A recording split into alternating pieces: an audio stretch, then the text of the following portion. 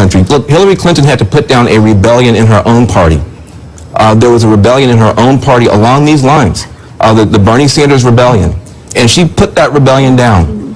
And she was able to co-opt and pull some of it, but there was still heartburn and rug burn there. There's healing that has to happen in the Democratic Party. And there has to be a real conversation about what happened in that primary. And there's pain, economic pain in your party. But you do yourself a disservice, and I don't want either of you to be naive. There are people in your party for whom this was also a vote against political correctness, which for some of them means a vote against these others.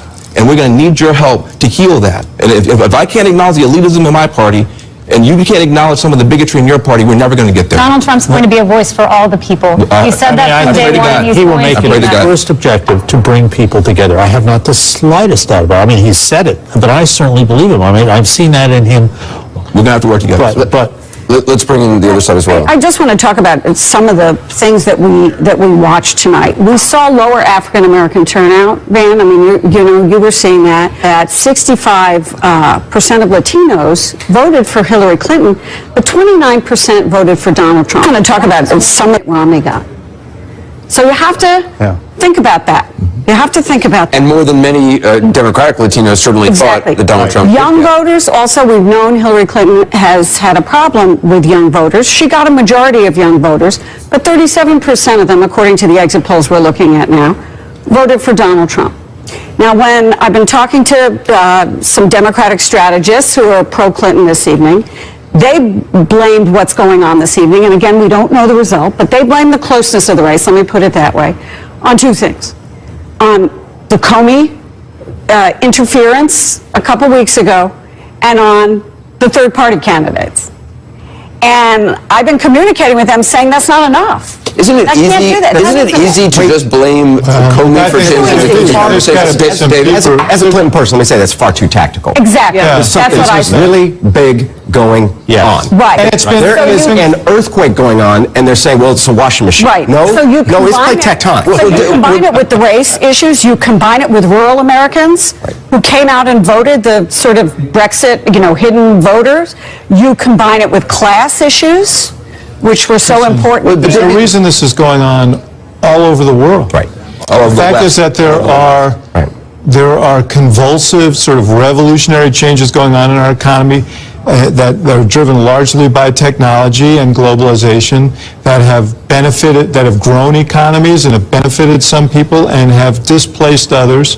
And for not just a few years, but for several decades, politicians have been acknowledging this and saying, we're going to do something about it.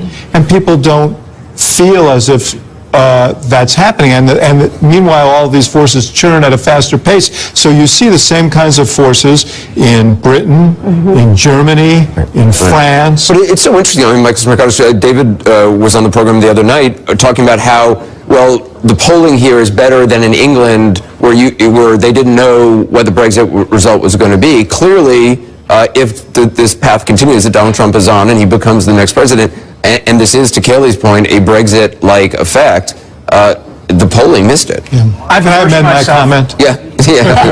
immersed myself in all of that data extensively about it here and on radio for weeks. The only poll that I'm aware of that nailed it, perhaps, I want to stay in because it's not over yet, is that USC LA Times survey, which, different than all the others, had the same sample group. They had 3,000 people, and instead of going to a new sample group each and every... Yes, they expect a big basket of those votes to come from here in Milwaukee. Now, this is what we have right now, 87%. We've been stuck there for some time. We're waiting for the 247, and Donald Trump is at 117,450, and this is 99.58% of the vote. She made up a very tiny. This is what, if you look at the map here, this is now 117,000 vote difference in Milwaukee. If you look at it there, she didn't make up that many votes. We were looking for a huge basket of votes out of here for her to make it up. When you come back out and add that into the state total, it is nowhere near what she needed. Nowhere, and that's at 99.5% now. It's not even close. It'll make up some of that gap, but nowhere near. But this is 99.58 Before. Right. Not much difference. Not much difference. Still at 77% here, and it's a close race. And we're in the same calculation. You talk to the Clinton War Room, they tell us, and this is close. This one is them. And you're starting to see Ingham County now is up to 94%. Again, she'll get some more votes out of that. But these leads for Donald Trump, they're relatively small, but they have been persistent and they have held.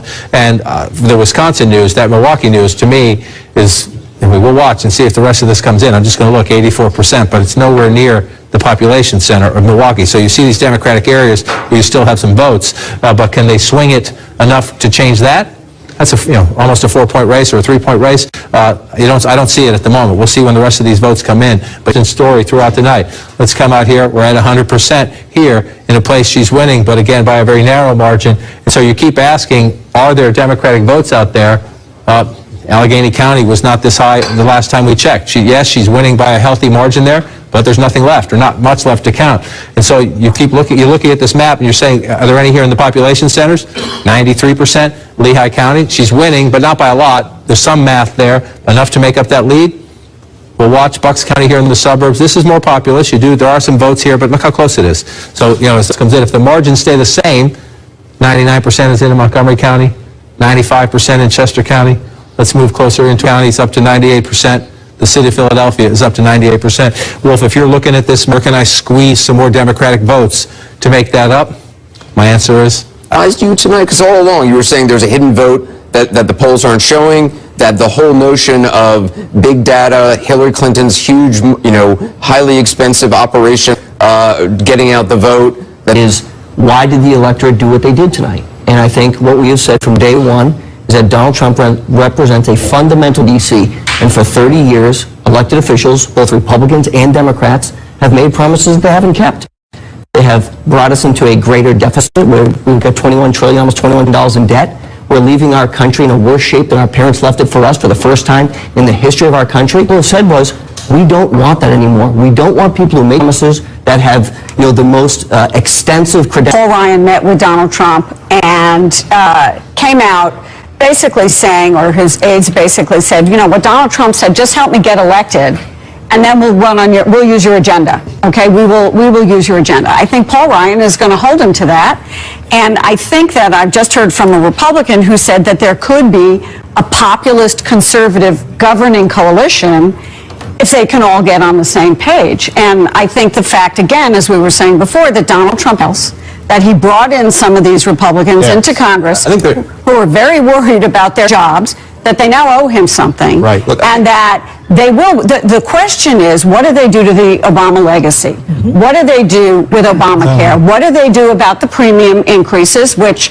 Donald Trump has spoken about? What do they do about trade? Do they withdraw from the TPP right away? What do they do about the wall? Now, these are things that Republicans have disagreed on. Well, I think there's a couple of ways to think about it. If you're kind of looking for now, what happens now? How do you think about this? I think if you're a progressive, there are three areas where you might try to figure out something positive. First of all, the fact that now Trump is healthcare. He's going to own healthcare for at least 20 million people. And really step up and do something. That could wind up being a positive. We just don't know.